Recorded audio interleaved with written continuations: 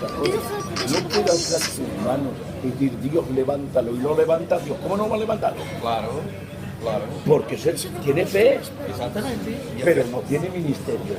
Pues tiene fe, puede orar, ¿no? Pero puede orar, pero no un ministerio de predicación.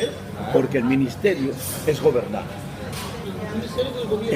El ministerio es gobernar. Es mandar, es dirigir, es controlar, Ahora, es disciplinar. Una pregunta más, Y eso no. hermano.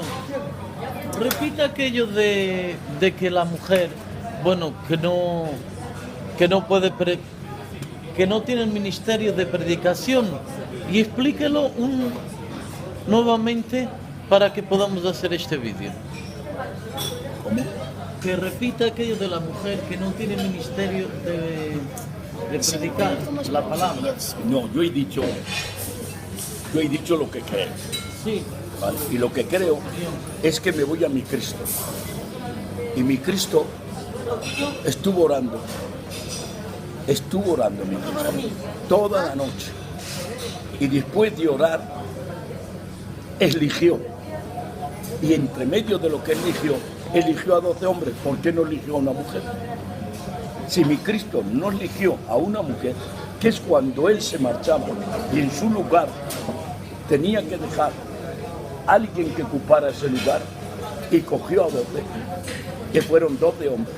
Luego están los 70, que en medio de los 70 tampoco había ninguna mujer. Y si alguien reveló Dios la doctrina de lo que es la iglesia, esto fue Pablo después del encuentro con Dios.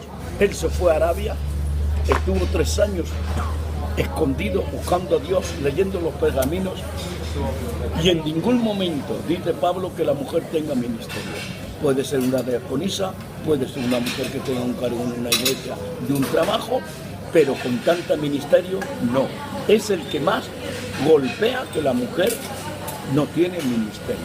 Por lo tanto, si mi Cristo no elige una mujer, si en medio de los 70 no había una mujer, si el hombre que llamamos el coloso de la doctrina no dice que la mujer tiene ministerio, yo creo con todo mi corazón lo que la Escritura dice que no tiene, que la mujer es una mujer ayuda idónea que puede hacer trabajos dentro de una iglesia, como ser diaconisa, como fregar, como poner el pacto, como cosas, pero nada más.